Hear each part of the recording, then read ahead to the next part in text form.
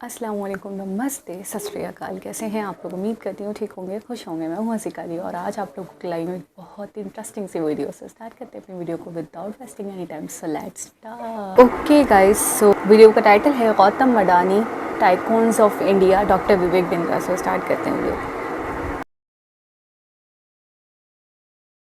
आज एक ऐसे फर्स्ट जनरेशन एंटरप्रेन्योर के बारे में बात करूंगा जिसकी सोच की शुरुआत 1 लाख करोड़ से होती है। कम से कम हर नए बिजनेस की शुरुआत की सोच 1 लाख करोड़ की होती है। कभी कभी ना ये तो फर्स्ट जनरेशन एंटरप्रेन्योर है, कभी कभी कई जनरेशन मिलकर के बिजनेस खड़ा नहीं कर पाते, और कभी कभी कोई अकेला एक ऐसा आदमी एक ऐसा एम्पायर खड़ा कर देता है जिसे जनरेशंस तक याद रखा जाता है। आज की पर्सनालिटी उन्हीं में से एक है। नमस्कार, मैं Vivek Bindra, founder and CEO Bada business. Welcome to your favourite show tycoons of India. Tycoons, हाँ, वो ब्रिलियंस जिन्होंने बनाए कई बिलियंस। आज बात करूंगा विजन स्ट्रैटेजी से, राशन से लेके रोशनी तक, माइनिंग से लेके मैन्युफैक्चरिंग तक, एयरपोर्ट से लेके सी पोर्ट तक, हर जगह अपना अड्डा जमा रखा है। King of infrastructure.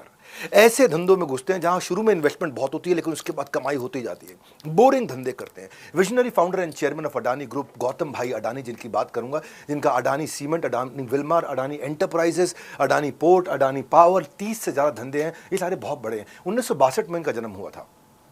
अपने पिता की 7वीं संतान थी। परिवार बहुत बड़ा परिवार, और उस बड़े परिवार को चलाने के लिए एक छोटी सी कपड़े की दुकान। देखिए, आज अनिल अंबानी, मुकेश अंबानी के तो फादर थे धीरू भाई, लेकिन ये थे वो first generation entrepreneur. South Mumbai college में एडमिशन लिया, लेकिन बस 1 साल की पढ़ाई के बाद ही समझ गए कि धंधा कॉलेज में बैठकर नहीं होता है। कॉलेज छोड़कर 16 साल की उम्र में धंधे में उतर के धंधा सीखा जा सकता है। डायमंड सॉर्टर का छोटा छोटा काम किया इन्होंने। फास्ट फॉरवर्ड, पहली स्ट्रैटेजी पे चलता हूं, 9 स्ट्रैटेजी बताऊंगा। पहली स्ट्रैटेजी है network is your net worth.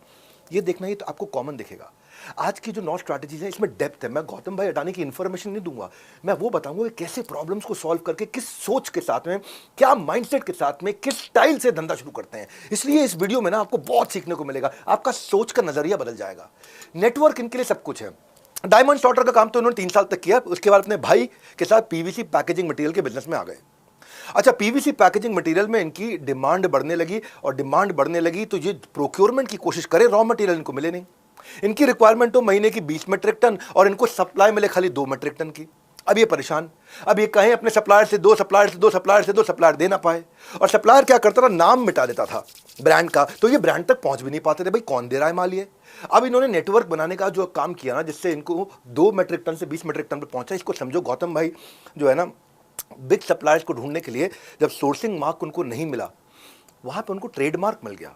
Sourcing mark तो छुपा देते थे, मिटा देते थे, ट्रेडमार्क नहीं मिटा पाया जो उनका सप्लायर था। वो ट्रेडमार्क को फॉलो करते करते करते ये एक्चुअल सप्लायर जो सबसे बड़े भारत के थे, जय शाह और जतिन कोटेचा, वहां तक पहुंच गए।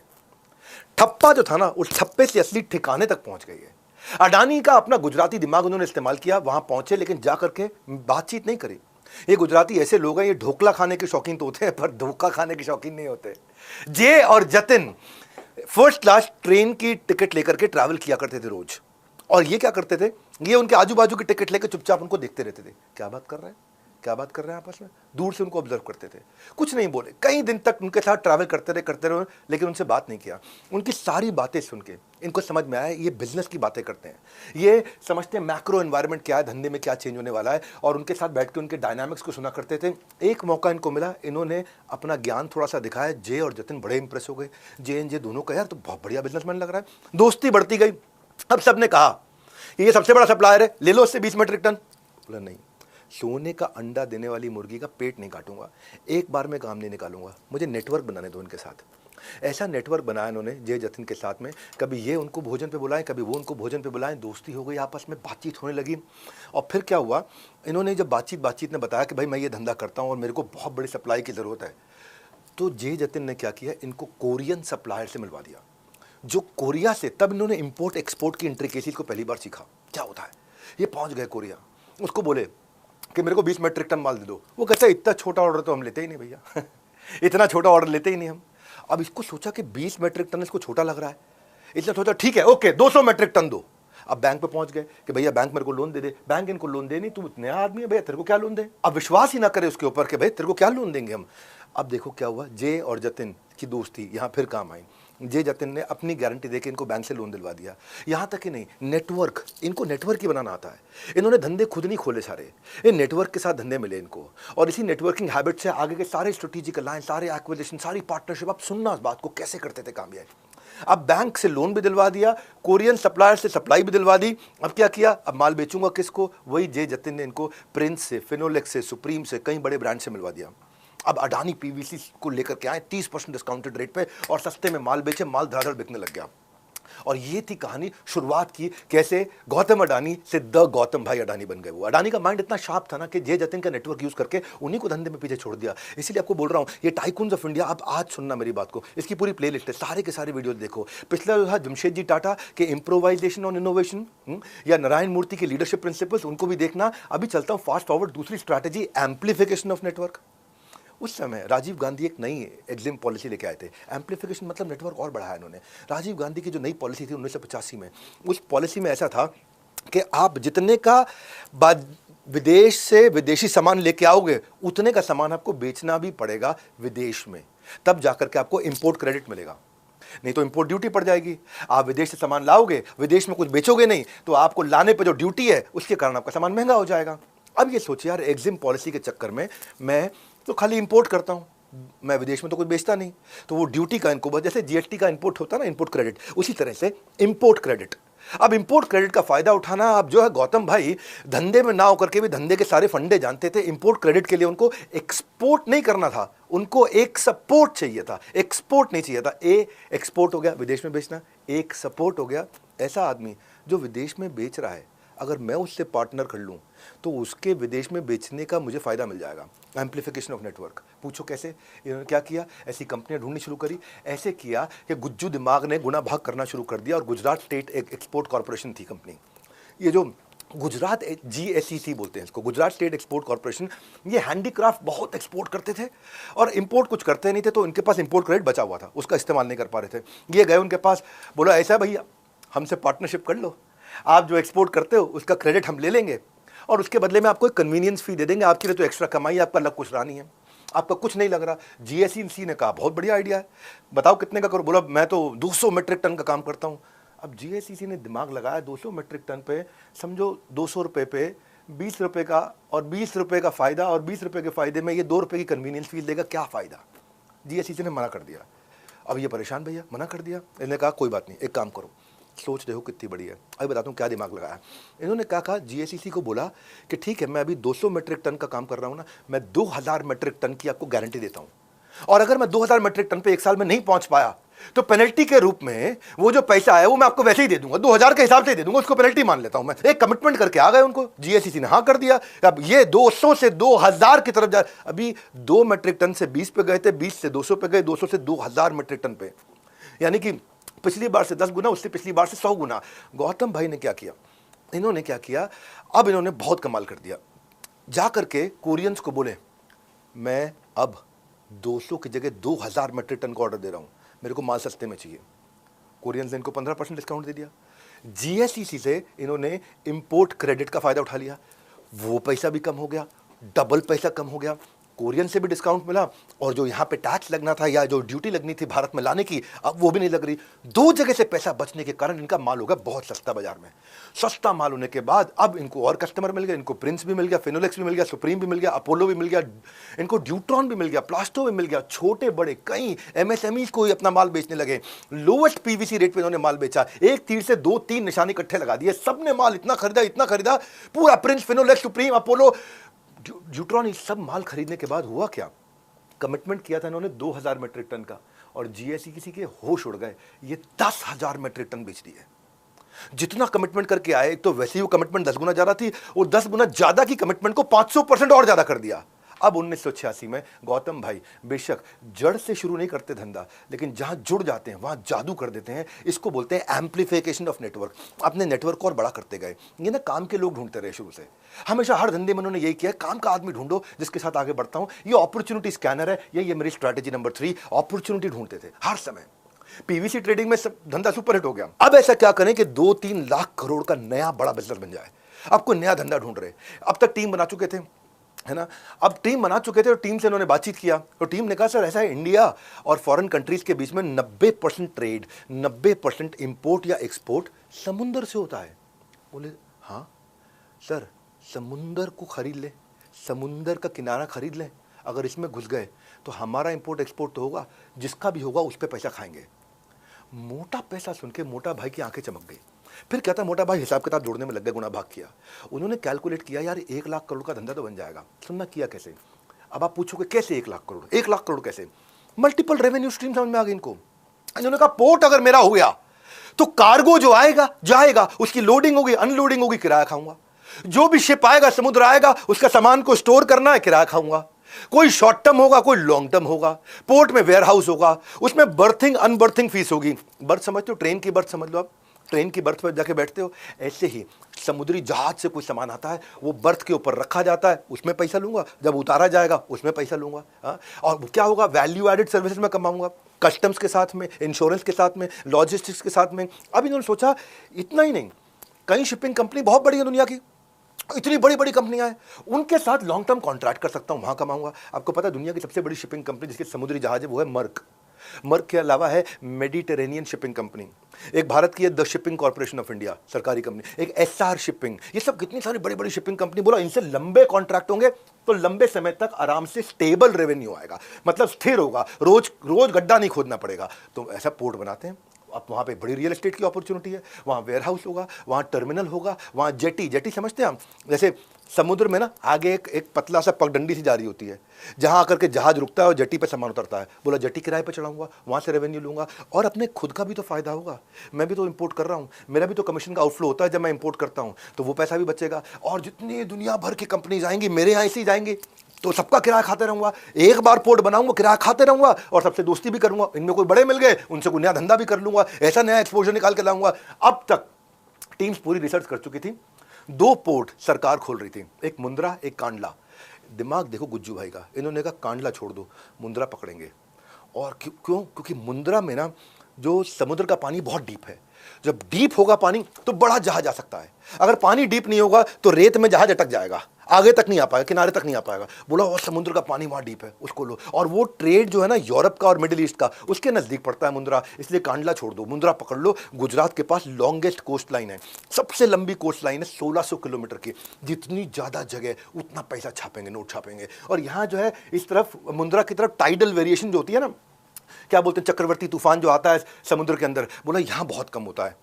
और इसी के पास में पेट्रोकेमिकल वाले बैठे हैं, टेक्सटाइल वाले बैठे हैं, दूसरे केमिकल वाले बैठे हैं। यहाँ पे इनका डिमांड एक्सपोर्ट इंपोर्ट बहुत हो रहा है। इनको मुद्रा में मुद्रा दिख गई और उसी मुद्रा से इन्होंने कमाया। गौतम को समझ में आ गया कि अगर ये पीस मैं खरीद लूंगा ना तो ये पीस आगे चल के बहुत वैल्यूबल हो जाएगा।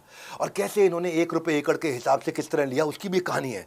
यहाँ पे मैं कहते कि मैं इनको port, highway, airport, railway line सबसे इसको कनेक्ट करके, गौतम रेंट देना नहीं, जमीन खरीद के आगे रेंट लेना चाहते थे, इसलिए उन्होंने रेंट पे लिया नहीं। तो गौतम ब्यूरोक्रेट्स को बुलाया, उनको क्या बोले, आओ तुम्हारे को मैं हवाई जहाज पे घुमा के लाता हूँ। मुंद्रा के ऊपर सारे ब्यूरोक्रेट्स को, सरकारी बाबुओं को हवाई जहाज में घुमा के ले गए और खाना खूना खिला रहे हैं और अपना आराम से खा पी रहे हैं मस्ती से, और ठीक चल रहा है, ठीक बहुत बढ़िया चल रहा है। सब हवाई जहाज में सारे सरकारी बाबू बैठे हुए और उनको ऊपर से कहते हैं, ये जो ज़मीन देख रहे हो, यहाँ पे बाढ़ आई थी, फ्लडेड है, ये अनयूजेबल है, ये इनफर्टाइल है, यहाँ किसान कुछ नहीं उगा सकता, ये वेस्ट लैंड है, ये मुझको आप किसान से दिलवा दो, किसान को थोड़ा बहुत मुआवजा दे दूंगा और उसको अपने यहाँ नौकरी पे भी रख लूंगा। तो सारे सरकारी बाबुओं को लगा बात तो ठीक है, जब वेस्ट लैंड ही है, फ्लडेड ही है, जब किसी काम ही नहीं आना है। उनको एरियल व्यू दिखा के उनका व्यू पॉइंट बदल दिया और जैसा व्यू दिखाया व्यू पॉइंट बदला। अब फार्मर्स वो खुश कि उनको कुछ कॉम्पनसेशन मिल गया, अच्छा उनको साथ में नौकरी भी मिल गई। याद रखना इनका मुद्दा बिल्कुल सिंपल है, ऐसा बड़ा पोर्ट बना दूँ कि ऐसे पोर्ट पर जो आएगा जाएगा। समझो, जो जुआ खेलता है ना वो नहीं कमाता, जो जुआ खिलाता है वो कमाता है। जो रेस कोर्स में घोड़ा दौड़ाता है ना वो नहीं कमाता, जो रेस कोर्स चलाता है वो कमाता है। हाँ, ये पूरा का पूरा रेस कोर्स खरीद लिया इन्होंने। अब जितने घोड़े दौड़ेंगे सब पे पैसा कमाऊंगा। अब अडानी की अगली चुनौती क्या थी, अब ले तो रहा हूँ मैं, इतना पैसा कहाँ से लाऊंगा। पहुँच गए बैंक के पास में।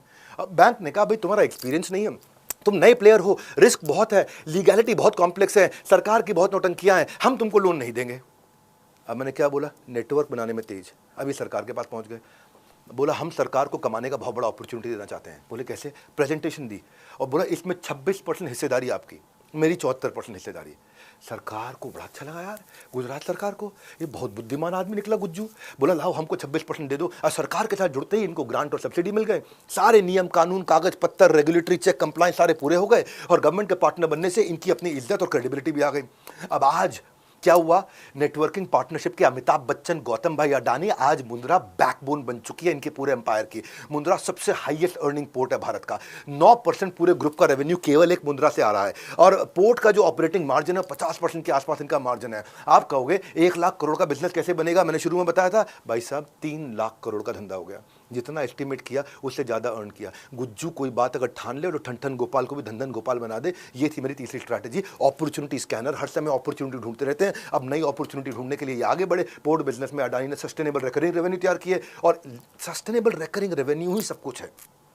धंधा होता ही यही है, एक बार पैसा लगाया पैसा आता रहे, है ना। यही तो मैं लीडरशिप फनल में सिखाता हूं ना हमेशा कि आपकी प्रॉफिटेबिलिटी और रिटर्न ऑन इक्विटी कैसे बढ़े, return on investment, cash flow management, financial planning, आपका कॉस्ट ऑफ कस्टमर एक्विजिशन कैसे घटे। लीडरशिप फनल बड़ा गेम चेंजर हो गया, इसलिए कभी भी सीट नहीं बचती, कभी नहीं बचती लीडरशिप फनल में। तकलीफ ही है क्योंकि कसम खाते हैं सब लोग। यहाँ आपका बिजनेस का टर्नओवर फट फट फट फट फट बढ़ता है। मैं वो फ्रेमवर्क देता हूँ, कस्टमर के मनी मेकिंग मॉडल समझाता हूँ आपको, और सबसे इंपॉर्टेंट है एग्जीक्यूशन के फ्रेमवर्क देता हूँ। सुनो, डॉक्टर विवेक बिंद्रा की बुलेट ट्रेन है, जो चढ़ जाए उसका जो 10 साल का जो भविष्य है वो सिर्फ 10 महीने में भी खड़ा हो सकता है। यहाँ पे आके आपके सारे जो कंसेप्ट है वो बदल जाएंगे, दिमाग का ढक्कन खुल जाएगा। 100 करोड़ बनाऊंगा, बट अभी लग रहा है 2000 करोड़ बना सकता हूँ मेरे कंपनी को। बिजनेस के जो गुरु बोलते हैं वो विवेक सर है। मैं सजेस्ट करूंगा जितने भी यंग एंटरप्रेन्योर हो उनके लिए बहुत बेनिफिट है। डॉक्टर विवेक बिंद्रा सर के LFP प्रोग्राम को हर बार ज्वाइन करें। I strongly recommend this program to everyone. आज की तारीख में इससे बढ़िया प्लेटफॉर्म कहीं नहीं है। हजारों फाउंडर्स आते हैं और मैं कुछ को सिलेक्ट भी कर लेता हूं वहां पे, जिन पे मेरा दिल आ जाता है, मुझे समझ में आता है ये दमदार है फाउंडर, इस बिजनेस में दम है, फाउंडर में दम है, उनको मैं IPO तक हाथ पकड़ के लेके जाता हूँ। ऐसे तो अब दिवाली समाप्त हो गई है और दिवाली से फ्री होने के बाद हमने 8, 9, 10 नवंबर का प्रोग्राम रखा था, ये जो दिल्ली में हो रहा है। आप इसके बारे में फ़ोन लगा के पता लगा लो, नंबर मैंने आपको दे दिया 9810544443। इस अपॉर्चुनिटी स्कैनर के पास वापस आते हैं। चौथी जो स्ट्रैटेजी है वो है स्किन इन द गेम, यानी कि सामने वाले को ऐसा बना दो। स्किन इन द गेम क्या है? तेरी जीत मेरी जीत, तेरी हार मेरी हार, ऐसा सिस्टम बनाया उन्होंने कि भाई मैं जिसके साथ लूँगा ना वो जीतेगा तो मैं जीतूंगा, मैं जीतूंगा तो वो जीतेगा। तो मैं बताता हूँ कहानी कहाँ से शुरू हुई। एक दिन मुंद्रा पोर्ट पे अपना टहल रहे आराम से, गौतम भाई टीम से पूछा आजकल क्या चल रहा है। टीम ने बोला आजकल कोयला चल रहा है, कोल चल रहा है। अच्छा तो कोल को गोल बनाओ। ये स्किन इन द गेम में क्या किया इन्होंने? बोला क्या 1 लाख करोड़ का नया धंधा बनाते हैं इसमें। बोला कैसे? हाईएस्ट ट्रेडेड कमोडिटी उस समय भारत की कोल थी, क्योंकि जितनी बिजली बन रही है वो कोयले से बन रही थी पूरे भारत में, 30% का मार्जिन। अब इसकी स्ट्रैटेजिक टीम ने सोचा कि कोल के अलावा अगले 20 साल तक, अगले 25 साल तक कोई और तरीका नहीं है जिससे बिजली बनेगी, तो 1 लाख करोड़ का बिजनेस तो बन जाएगा इसमें। इनकी शुरुआत ही वहीं से होती है। ये वो नहीं सोचते कि मैं अपने शहर में कमाल कैसे कर दूं, ये पूरे भारत का एक साथ सोचते हैं, पूरे भारत को कैसे खा जाऊं, पूरे का पूरे भारत को। शुरुआत ही ऐसे है। हाँ? ये कहते हैं भाई डोमेस्टिक कोल प्रोडक्शन बताओ कितनी? बोले 50% ही बना पा रहे हैं, 50% का शॉर्टेज है अभी भारत में। और India second largest steel producer था। स्टील बिना कोयले के बन नहीं सकता। कोयला तो स्टील का ऐसा है कि मतलब बिल्कुल जीवन साथी है उसका। अब बिजली बनानी हो कोयला चाहिए, सीमेंट बनाना हो कोयला चाहिए, फर्टिलाइजर बनाना हो कोयला चाहिए, पेंट बनाना हो कोयला चाहिए, वाटर प्रूफिंग मटेरियल कोयला चाहिए, रेलवे है, मरीन है, कोयला चाहिए, कोई फ्यूल का प्रोडक्शन हो रहा है, चाहे गैसोलीन है, डीजल है, जेट फ्यूल है, कोयला चाहिए। अभी भाई इतना कोयला चाहिए। ये बोले भाई कोयले की डिमांड अगले 20 साल में 300% बढ़ेगी और मार्जिन 30% है। अगर डिमांड इतनी और मार्जिन इतना, मैं दोनों को मल्टीप्लाई करूँ, छा गया। गुज्जू भाई का दिमाग बहुत तेज चला। गुज्जू भाई ने कहा कि यार बड़ी एडेड एडवांटेज है मेरे को अगर मैं इसको पकड़ जाऊं किसी तरीके से। तो इन्होंने क्या किया? भारत को छोड़ दिया, भारत से कोयला नहीं लिया, क्योंकि यहाँ इलीगल माइनिंग के चक्कर में ना जिंदाबाद जिंदाबाद मुर्दाबाद बहुत होता था। एनवायरमेंटलिस्ट यहाँ प्रोटेक्शन के लिए बहुत लड़ाइयाँ करते थे। बोला मेरे को पढ़ना ही नहीं लफड़े में। बोला इसके बाद दूसरा सबसे अच्छा अपॉर्चुनिटी और क्या हो सकता है भारत के अलावा? तो पता किया ऑस्ट्रेलिया के बारे में। ऑस्ट्रेलिया के पास बहुत कोयला है, लेकिन खास कोयला है। उनके पास कोकिंग कोल है, कोकिंग कोल जिससे कोक बनता है। हाँ, ये वो कोयला है जिससे वो स्टील बनाने में काम आता है। ये वो सख्त हो जाता है कोयला इसकी प्रोसेसिंग के बाद में। वो ये कोयला बड़े काम का है, बड़ा वैल्यूएबल कोयला है। अब स्किन इन द गेम में दिमाग क्या लगाया भाई? नेटवर्किंग का आदमी। इनको नेटवर्क चाहिए, पार्टनर बनाने। ऑस्ट्रेलिया पहुंच गए, वहाँ लोकल आदमी देखा जिसके पास सबसे बड़ी माइन है। ने उनको क्या बोला कि भाई एक काम करो, तुम रेगुलेटरी एडवांटेज सारी संभालो, तुम्हारी रीजनल एक्सपर्टीज है, तुम्हारे साथ मिलकर काम करते हैं। बोला मिलकर क्या करते हैं? ले लो, हम तुम्हें दे देते हैं खदान। बोले कितने की दोगे? बोले $1.5 बिलियन की दूंगा। $1.5 बिलियन ये समझ के ज़्यादा है। इन्होंने कहा क्या $1.5 बिलियन ले रहे हो, मैं तुम्हें और बड़ी आइडिया देता हूं। बोला क्या, अप फ्रंट $500 मिलियन पकड़ो और जितना कोयला बिकेगा उसमें तुम्हारी रॉयल्टी, जितना कोयला बिकेगा उसमें तुम्हारी रॉयल्टी। तुम पार्टनर बन जाओ ना मेरे साथ में, $500 मिलियन तो जेब में रखो, कोयला निकालो कमाओ, कोयला निकालो कमाओ, $500 मिलियन तुम्हारे फ्री के। अच्छा, गौतम भाई ने अपने आप को सेव कर लिया, सीधा $1.5 बिलियन लगाना नहीं पड़ा, 500 मिलियन में काम चल गया। और हुआ क्या, स्किन इन द गेम। तेरी जीत मेरी जीत, तेरी हार मेरी हार, तू मेरा पार्टनर। लोकल पार्टनर सारी मेहनत करे सरकारी क्लियरेंस कराने में, सरकारी लाइसेंस कराने में, प्रॉफिट भारी ना हो, परमिट जारी होगा। और क्या परमिट जारी करा, लॉन्ग टर्म सपोर्ट। अब क्योंकि वो ऑस्ट्रेलियन गोरा, वो कमाएगा कैसे, जितनी माइन परफॉर्म करेगी, जितना माइन से कोयला निकलेगा उतना कमाएगा वो। तो वो लग गया, भाई यार निकालो कोयला निकालो, वो पूरी जिम्मेदारी ले ली उसने अंदर, वो घुस गया, पार्टनर एक्टिवली इन्वॉल्व हो गया। अब पार्टनर ने इतना इन्वॉल्वमेंट होकर के खुद ही सारे काम करने शुरू कर दिए, भाई लग गया यार सरकार का काम, ये काम, खदान का काम, निकालना, ट्रांसपोर्ट कराना, क्योंकि उसको पता है जितना कोयला बिकेगा उतना कमाऊंगा। यही था गौतम भाई का आइडिया कि अब तू बेटा कोयला निकाल, मैं अगले धंधे की तरफ चलता हूँ। इसको बोलते हैं स्किन इन द गेम। तू काम संभाल, मेरे को नया धंधा ढूंढना है, ये वाला तो चालू हो गया। और आउटकम क्या है, आज गौतम भाई की 6 महीने 3 देशों के अंदर, इंडिया, ऑस्ट्रेलिया और इंडोनेशिया। और अडानी सबसे बड़े इंपोर्टर हैं कोयले के, 50% भारत का कोल इस समय अकेले अडानी दे रहे हैं। और ये कंपनी जो सोची थी 1 लाख करोड़ की, आपको हैरानी होगी 3.5 लाख करोड़ की कंपनी बन गई। हम सोचते ही ऐसे हैं, 31% ग्रुप का रेवेन्यू ऐसे आ रहा है। जो बोला था ना 1 लाख करोड़, ये कोल को गोल बनाने का नतीजा क्या है, 3.5 lakh crore. Skin in the game, दिमाग क्या है, नेटवर्किंग पार्टनर। बाकी जहां Naukri.com पे जाते हैं गुजराती लोग, Naukri.com नहीं, Naukri.com, ये एक ऐसी कॉम है जो नौकरी देती है। ये कॉम ही अलग है, कॉम समझते हो ना, जाति कॉम। ये Naukri.com है, Naukri.com। ये कंपनी में नहीं जाते, ये कंपनी बनाते हैं। ये धंधे को डबल करना, मार्केट को मुट्ठी में रखना इनके खून में होता है। तभी जब भी इनसे पूछो केम चो, कहते हैं मजा मा। देश के दिग्गज लोग भी आज कमेंट कर रहे हैं नीचे आकर के, ये टाइकून्स ऑफ इंडिया जाने मन। अभी पीछे डॉक्टर किरण बेदी जी ने कमेंट किया, जब जमशेद जी टाटा के ऊपर मैंने वीडियो बनाया, टाटा ग्रुप कितना बड़ा है। तो आपको भी कमेंट में आकर के बताओ किसकी स्ट्रैटेजी देखनी है, क्योंकि मैं ना यहाँ स्टोरी नहीं सुना रहा हूँ, मैं डेप्थ इन स्ट्रैटेजी दे रहा हूँ। ऐसी स्ट्रैटेजी दे रहा हूँ जिससे समझ में आए। फास्ट फॉरवर्ड 5वीं स्ट्रैटेजी, बोरिंग बिजली बिजनेस। ये सारे धंधे बोरिंग धंधे करते हैं। बोले भाई कोयला मेरे पास है, कोयले से अगर बिजली बनाऊंगा तो हिसाब जोड़ते हैं कितना कमाऊंगा। होश उड़ गए। असली पावर तो पावर के बिजनेस में, कोयला मेरे पास है ही है, अरे पावर बनाते हैं। टीम से पूछा कितना कमा सकते हैं, हो जाएगा कम से कम 1 लाख करोड़। टीम में हिसाब लगाया, सन 2000 की बात है, 110 करोड़ की पॉपुलेशन, 55% लोगों के पास बिजली है ही नहीं।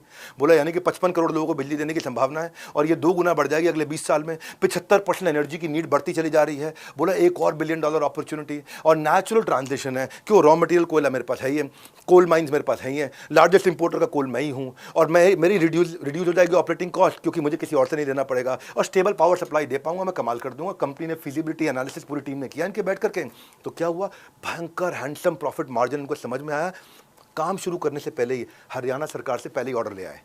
अभी काम चालू नहीं हुआ, हरियाणा सरकार ने हमको दे दो भैया बिजली, हमारे गांव में बिजली लगाएंगे सबके यहाँ। और हरियाणा सरकार में जो है उन्होंने ओके कर दिया।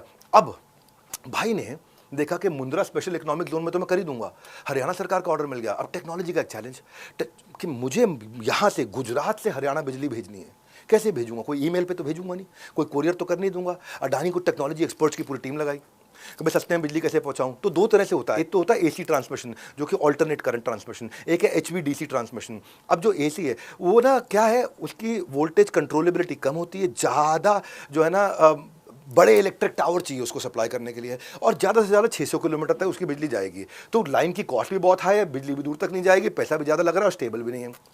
HVDC ये कमाल की है, ये हाई वोल्टेज लेके जाएगी, छोटे छोटे बिल्कुल छोटे छोटे नन्हे नन्हे टावर में भी चली जाएगी और 3 गुना दूर तक जाती है। वो जाती 600 किलोमीटर, जाती है 1800 किलोमीटर।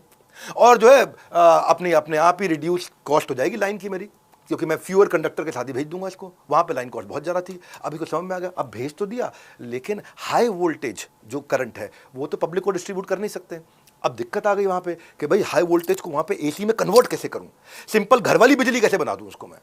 अब इनको फिर से आपको पता है नेटवर्किंग के बादशाह, पार्टनर बना लेते हैं हर एक को, खुद कुछ करना नहीं है, पार्टनर को लगाओ, उसको भगाओ साथ में। महेंद्रगढ़ में इन्होंने क्या किया, वहाँ देखा सरकारी पावर हब स्टेशन है, वो पावर सब स्टेशन जो सरकारी है, वहाँ जाकर उनको बोला अपन पार्टनरशिप कर लेते हैं, आपको बिजली मैं फ्री में दूंगा, आप मेरे HVDC को ऑल्टरनेट करंट में घर में इस्तेमाल करने वाली साधारण भाषा में बिजली के लिए कन्वर्टर करा दो मेरा यहाँ पे। उन्होंने कह दिया ओके जी, हमको फ्री में बिजली लगा दिया। पार्टनर ने पहले से प्लांट लगाने का खर्चा बच गया सारा का सारा। डेडलाइन से पहले ही पावर लाइन सेट कर दिया, क्योंकि डेडलाइन हरियाणा सरकार ने दे रखी थी। और ये नेटवर्किंग पार्टनरशिप के भगवान है।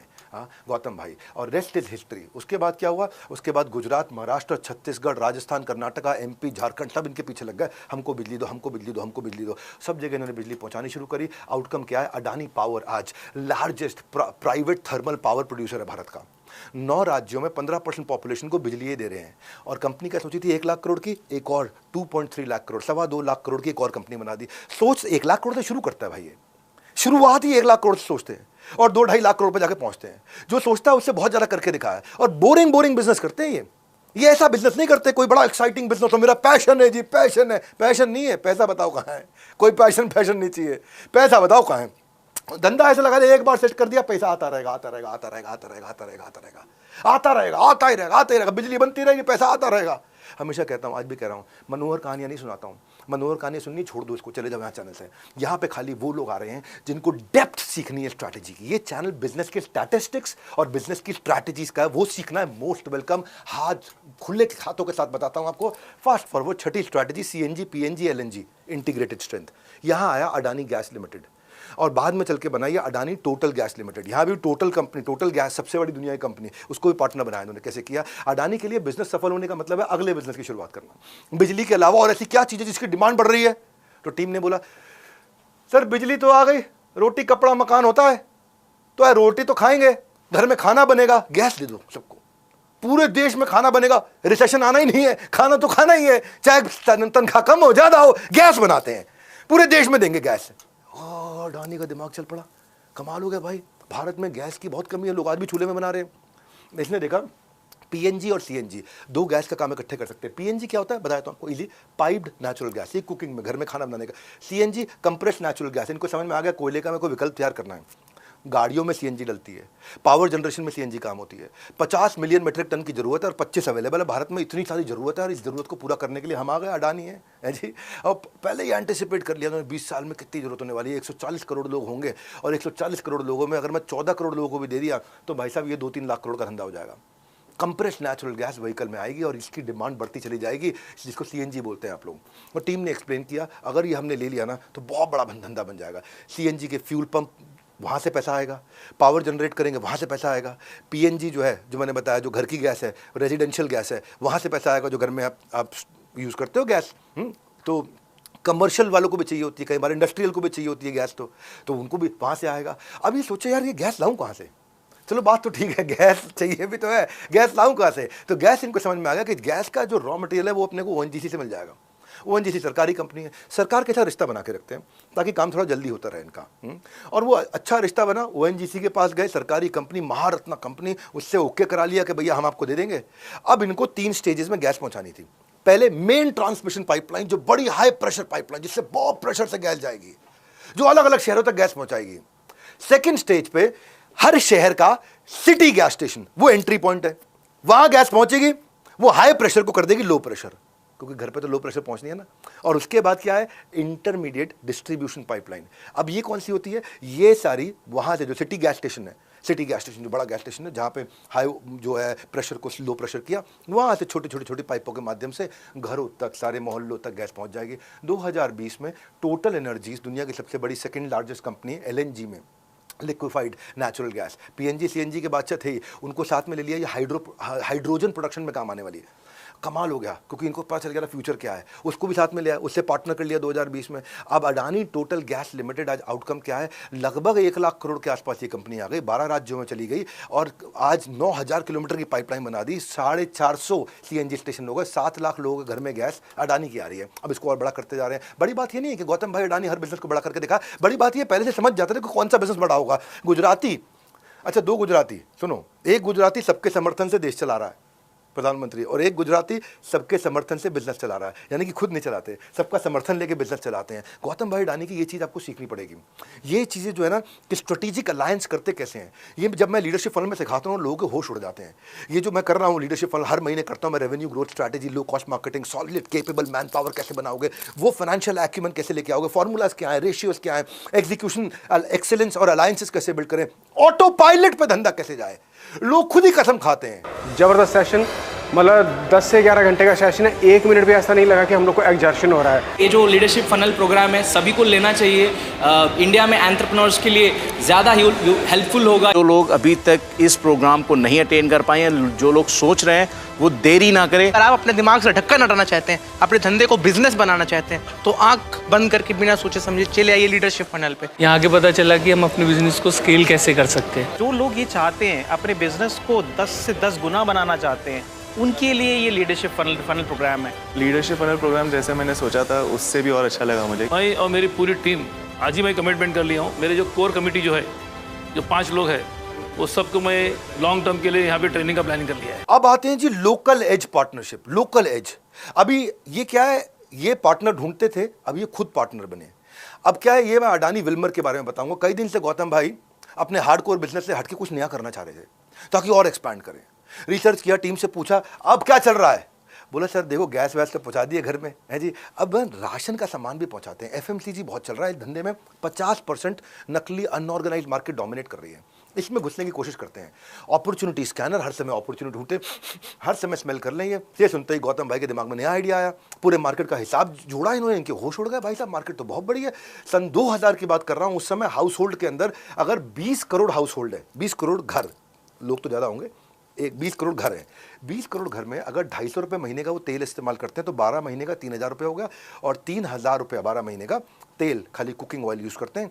3000 रुपये को अगर 20 करोड़ हाउस होल्ड से मल्टीप्लाई करो, 60,000 करोड़ की तो सीधी सीधी अपॉर्चुनिटी। कह रहे ठीक है छोटा धंधा है 60,000 करोड़ का, पर करते हैं इसको। अब लेकिन इनको तो आता नहीं, इनसे तो होता नहीं है। वो सुना नहीं आपने, मेरे हस्बैंड मुझको प्यार, इनसे होता ही नहीं। हाँ इनको आता ही नहीं, वो वही है इनके साथ। इनको आता, इनको थोड़ी आता था क्या करना है। अब भाई नेटवर्किंग पार्टनरशिप के डॉन है। इनको 11 मुल्कों की पुलिस नहीं ढूंढ रही है, इनको 11 मुल्कों के बिजनेस पार्टनर ढूंढ रहे हैं।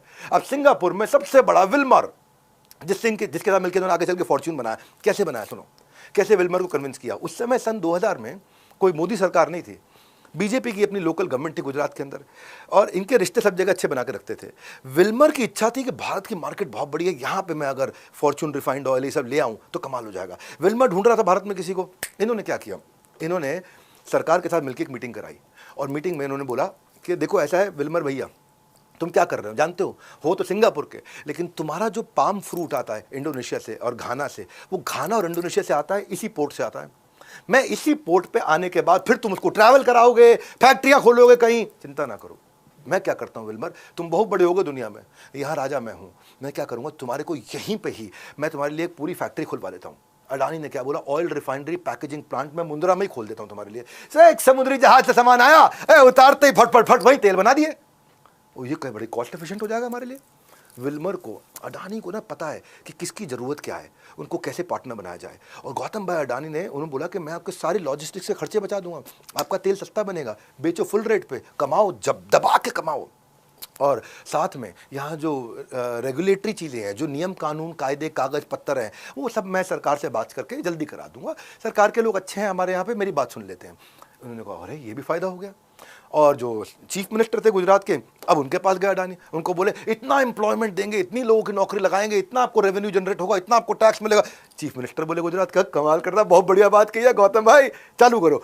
और ये हर एक को कन्विंस करके पार्टनर बना ले। और अडानी को क्या मिल गया, ग्लोबल एक्सपर्टीज मिल गई सीधा एक ही बार में। घर में खाना बनाने की आइटम में जो चाहिए बनाने का, मेरे को नंबर 1 आदमी, नंबर 2 आदमी वर्ल्ड का मिल गया, जिसको एग्री बिजनेस मालूम है, रिफाइनरी टेक्नोलॉजी मालूम है, एफएमसीजी का डाइवर्सिफिकेशन, पूरा डिस्ट्रीब्यूशन सब जानता है। अब दोनों का म्यूचुअल इंटरेस्ट 50-50% पार्टनरशिप पे जॉइंट वेंचर हो गया।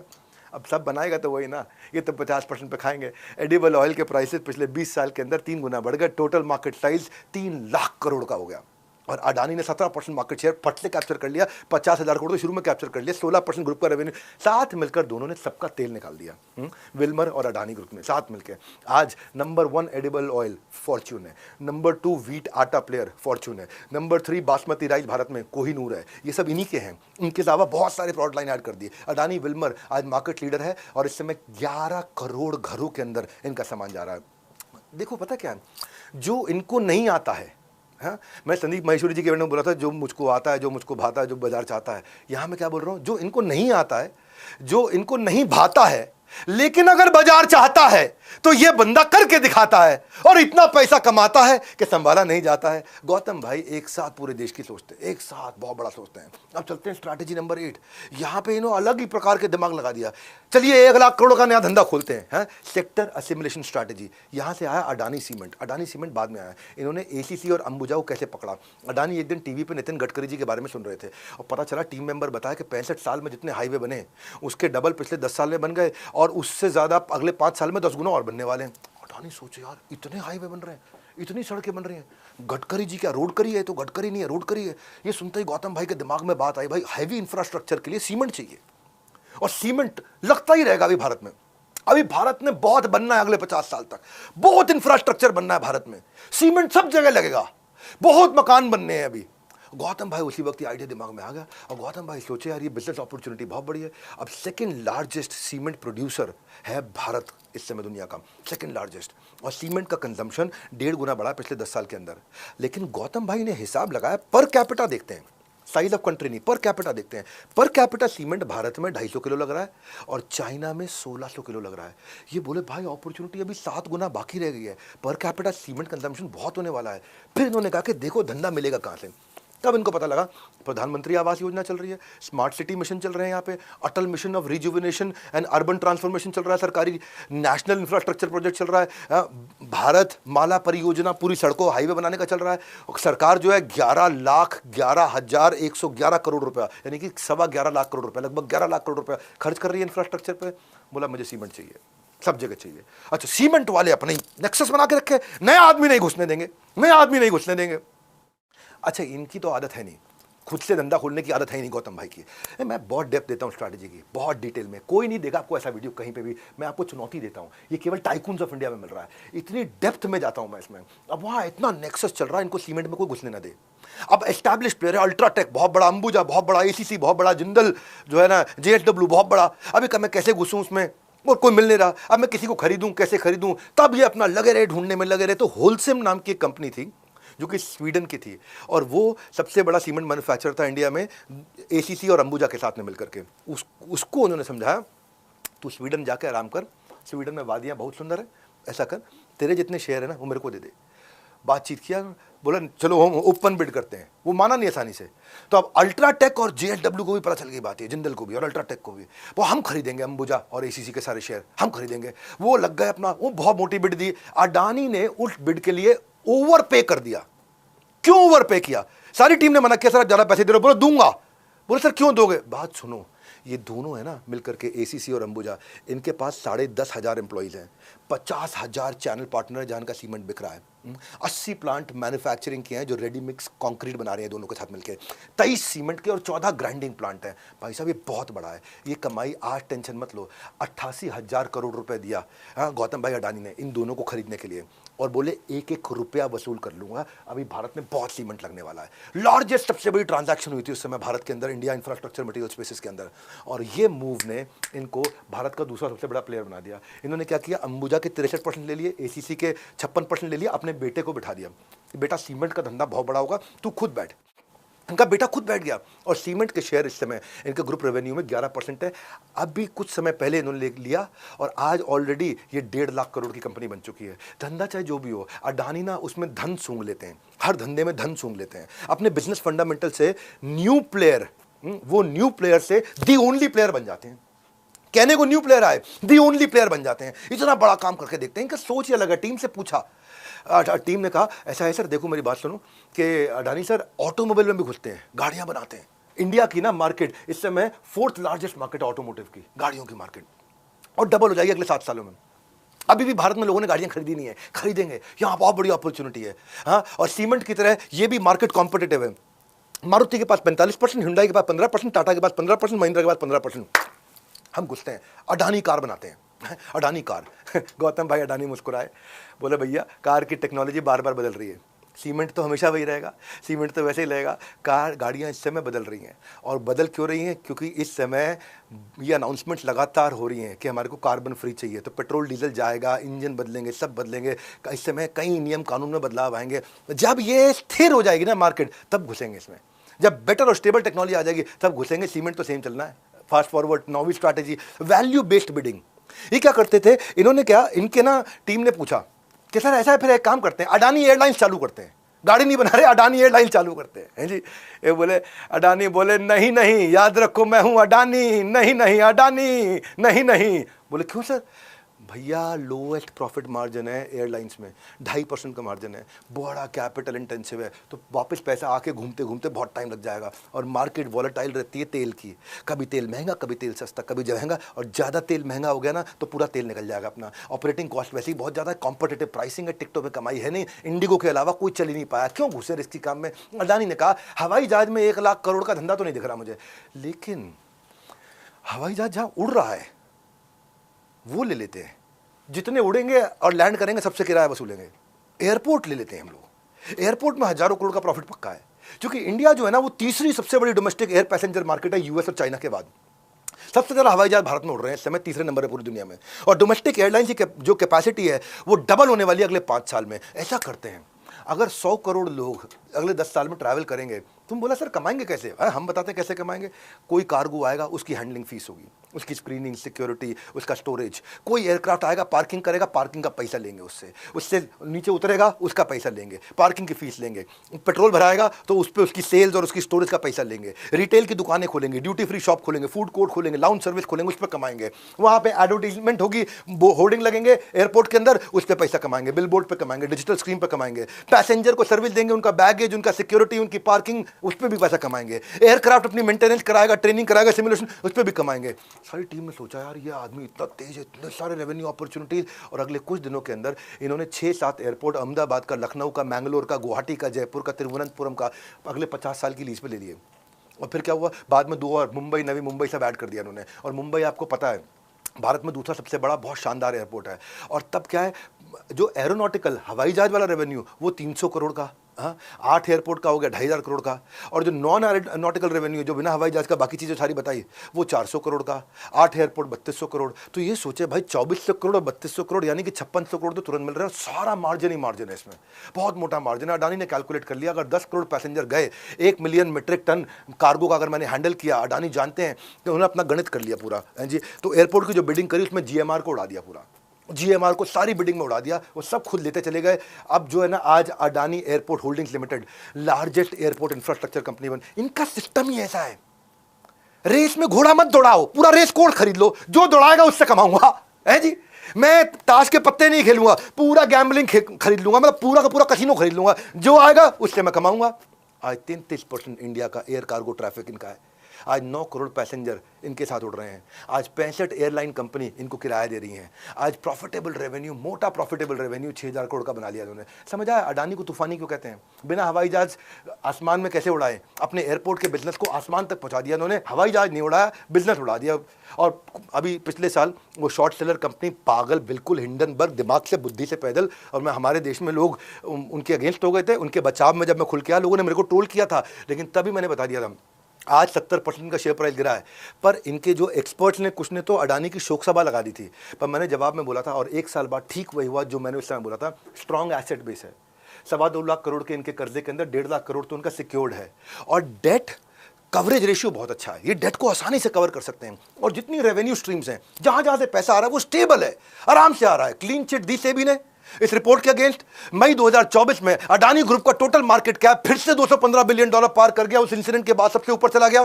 कमाल है भाई, लोग ना एडवेंचर्स होते हैं, ये एडवेंचर होते हैं। एडवेंचर मतलब नया नया वेंचर ऐड करो, एक और वेंचर ले आओ, एक और ले आओ। अभी भी बैठे होंगे इस समय, जब आप वीडियो देख रहे हो आज संडे के दिन, ये इस समय बैठ के बात कर रहे होंगे, आओ भैया बैठे 2 लाख करोड़ का नया धंधा बताओ। इनका एडवेंचर, लोग क्या करें, एडवेंचर।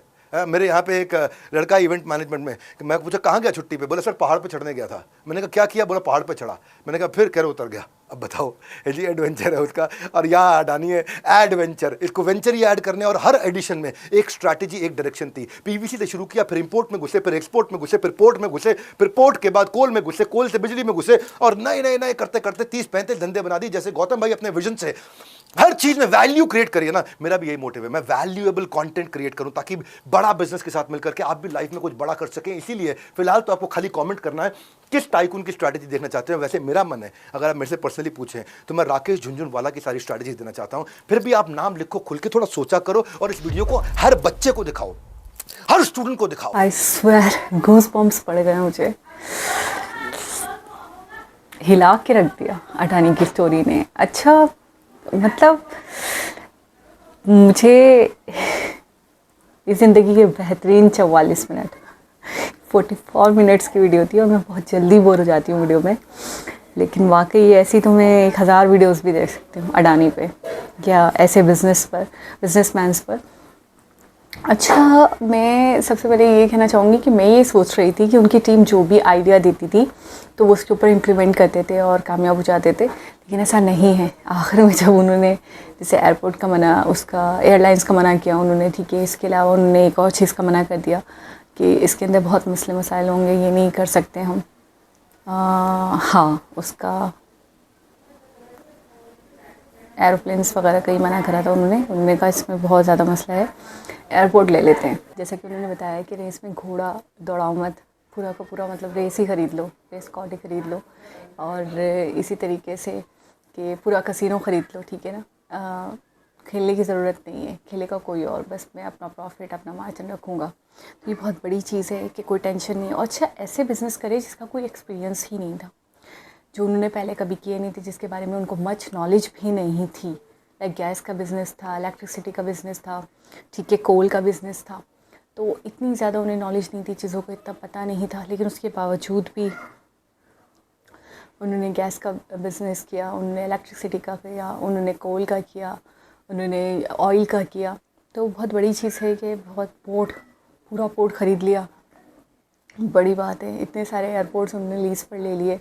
तो मैं यही सोच रही हूँ कि बहुत बड़े बड़े बिज़नेस करें। और लोग कहते हैं कि जब तक आपको एक्सपीरियंस ना हो, जब तक आपको जो चीज़ जचती ना हो, जिसमें आपका माइंड ना लगता हो, जिसमें आपका दिल ना हो, जिसमें आपका इंटरेस्ट या दिलचस्पी ना हो, तो वो काम नहीं करना चाहिए। उसमें इंसान को नाकामी का सामना करना पड़ता है, उसमें इंसान इतना कामयाब नहीं होता, वो बिज़नेस उसका ठप हो जाता है, चलता नहीं है। लेकिन अगर हम अडानी की एग्ज़ाम्पल लें, अगर हम अडानी से सीखें, तो हमें सीखने को मिलता है कि भाई हर धंधे में उन्होंने हाथ डाला है, ठीक है, और उसके बावजूद भी वो आसमान की ऊंचाइयों तक पहुँचे उस धंधे को लेकर, उस काम को, उस बिज़नेस को लेकर, ठीक है, जिसकी उनको नॉलेज नहीं थी, जिसके बारे में उनको पता नहीं था। और जब भी एस्टिमेटेड एक मतलब कैलकुलेशन करते थे तो 1 लाख करोड़ से छोटा बिज़नेस नहीं करते थे, ठीक है। 6000 करोड़ का, 7000 करोड़ का, 15000 करोड़ का बिज़नेस उनके नज़र में छोटा बिज़नेस है, तो वो 1 लाख करोड़ का बिज़नेस करते थे मिनिमम, और हमेशा 1 लाख का सोचते थे तो 2 लाख 3 लाख करोड़ तक जाते थे, ठीक है, रेवेन्यू को लेकर।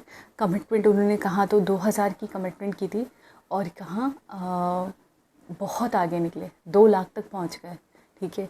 तो मैं यही सोच रही हूँ कि बहुत बड़ा सोचते थे, विजन बहुत बड़ा एक तो, और दूसरी बात घबराते नहीं थे, कॉन्फिडेंस बहुत था। इससे मीटिंग करना, उसके पास जाना, गवर्नमेंट के पास जाना, पॉलिटिशियंस के पास जाना, ठीक है। ऑस्ट्रेलिया चले गए, वहाँ पे कोल के हवाले से जो उन्होंने मीटिंग करी, बंदे को कन्विंस करना, ये कन्विंसिंग पावर बहुत अच्छी है। ये बंदे को अपने पॉइंट ऑफ व्यू में, बस ये हैरान हूँ कि कोई एक बंदा तो होता जो इनकी बात नहीं मानता, मना कर देता, ठीक है, रिफ्यूज़ कर देता इनका प्रपोज़ल। लेकिन मैंने ये देखा कि जिसके पास गए, जिसको कन्विंस किया, तो उससे अपनी बात पर कन्विंस कर लिया। मैंने एक जगह पे सुना था एक वीडियो में कि गुजरातियों के अंदर मतलब पैदाइशी तौर पे कह लें या उनके मतलब उनके खून में ये बात होती है कि वो बंदे को कन्विंस करना बहुत अच्छे से जानते हैं। एक तो बिज़नेस करना बहुत अच्छे से जानते हैं, प्रॉफिट कैसे कमाना है, धंधा कैसे लेकर जाना है, धंधा कैसे अच्छा करना है, ये जानते हैं, अच्छे से बिज़नेस माइंडेड होते हैं। और दूसरा ये है कि सामने वाले को अपनी बात पर कन्विंस करना जानते हैं, वो इस मामले में बहुत बेहतरीन होते हैं। ये एक क्वालिटी, ये स्किल उनके अंदर पाई जाती है, ठीक है, और ये उनके अंदर उनके खून में शामिल है। ये बात बहुत अच्छा लगता है। अब जैसे मोदी जी के हवाले से हमेशा बात करती हूँ, उनके टैलेंट की बात करती हूँ, उनकी महारतों की बात करती हूँ, तो वो भी गुजराती, ये भी गुजराती हैं। तो अब आप देखें कि बिज़नेस के मतलब किन ऊंचाइयों तक लेके गए। और फिर बहुत बड़ी बात कही डॉक्टर विवेक बिंद्रा ने कि जैसे कि अगर हम अंबानी को देखें तो अंबानी के फादर थे, ठीक है, उसके बाद नेक्स्ट जनरेशन उनकी मुकेश अंबानी जो है वो हैं, ठीक है। तो ये है कि बहुत बड़ी बात नहीं है, ठीक है, क्योंकि उनके फादर ने काफ़ी कुछ करके दिया और बाकी आगे लेके वो गए, ऐसी बात है। लेकिन एक बेस जो है उनके फादर ने रखी थी, डाली थी, लेकिन यहाँ हम देखें तो अडानी कहाँ से एक बड़ी फैमिली थी, टोटल एक शॉप थी, उससे गुजर बसर होता था और फिर अपना ही दिमाग चला के फिर नए नए लोगों से। स्टार्टिंग में तो कोई बैंक उनको लोन नहीं दे रहा था, कोई उन पर भरोसा नहीं कर रहा था, लेकिन उसके बावजूद भी उनका कॉन्फिडेंस लूज़ नहीं हुआ, उसके बावजूद भी उन्होंने हिम्मत नहीं हारी, गिव अप नहीं किया, नए से नए बिजनेस किए और आज अडानी है। आज मतलब अंबानी को भी पीछे छोड़ चुके हैं वो, अगर मैं गलत नहीं हूँ तो अडानी अंबानी से भी आगे निकल चुके हैं। और पोर्ट ले लें, कोल ले लें, ऑयल ले लें, कौन कौन से बिज़नेस हैं जिसमें उन्होंने हाथ नहीं डाला, जिसमें वो नहीं है, मौजूद नहीं है। कितने सारे बिज़नेस हैं जिनके अंदर आप नाम लें तो सेकंड नंबर पर, फर्स्ट नंबर पर, थर्ड नंबर पर अडानी का नाम आता है। इंडिया में, वर्ल्ड में भी उन्होंने काफ़ी सारी कंपनीज़, काफ़ी सारे बिज़नेस फैलाए हैं। तो वो ये चीज़ देखकर बहुत अच्छी लगती है, बहुत बड़े टाइकून बने आगे चल के, तो ये चीज़ देखकर बहुत अच्छी लगती है। आपको मोटिवेशन मिलता है, आपको काफ़ी इंस्पिरेशन मिलता है ऐसे लोगों से कि आप भी कुछ कर दिखाएं, आपके अंदर भी हिम्मत हो। और मैं देखती हूँ हमारी मार्केट तो बिल्कुल खाली पड़ी हुई है। हमारी मार्केट में तो आप गैस के हवाले से ले लो, इलेक्ट्रिसिटी के हवाले से ले लो और कोल के हवाले से ले लो और घरेलू अशिया के हवाले से ले लो, मतलब बहुत ज़्यादा मैं ये कहूँगी कि आपको स्पेस मिलता है कि आप कैसे खेलते हो, आप कैसे आगे बढ़ते हो, आप किस तरीके से बिज़नेस करते हो। नित नई चीज़ें बहुत सारी, मैं कहूँगी बहुत मौके, बहुत अपॉर्चुनिटीज़ हैं, लेकिन हमारा दिमाग, हमारा माइंड, हम सोचते ही नहीं हैं, हमारे पास टाइम ही नहीं है। तो अगर हम भी सोचें, और बहुत बड़ी चीज़ है कि गुजरातियों में एक बात पाई जाती है कि ये नौकरी देते हैं, ये कभी भी नौकरी करते नहीं हैं, ये धन कैसे बनाना है इनको इस चीज़ का हुनर आता है। तो बहुत ही इन्फॉर्मेटिव वीडियो थी, यकीन करें बहुत मोटिवेशन मिला सुनकर, बहुत मतलब देखकर एक वाकई 44 मिनट पता नहीं करे चले कि कब ख़त्म हो गए। तो बहुत मोटिवेशनल वीडियो है। हमें मुझे लगता है यूथ को देखनी चाहिए, हमारे यंगस्टर्स जो हैं उनको ऐसी वीडियोस डॉक्टर विवेक बिंद्रा की देखनी चाहिए, हमें सीखना चाहिए ताकि हमारे अंदर भी ये ज्वाला, ये आग हम में भी लगे कि हमें कुछ करके दिखाना है। तो बहुत ही इन्फॉर्मेटिव वीडियो, बहुत ही इंस्पिरेशनल वीडियो। दोबारा किसी और वीडियो के साथ आपसे मुलाकात होगी, जब तक अपना बहुत सारा ख्याल रखें। अल्लाह हाफ़िज़।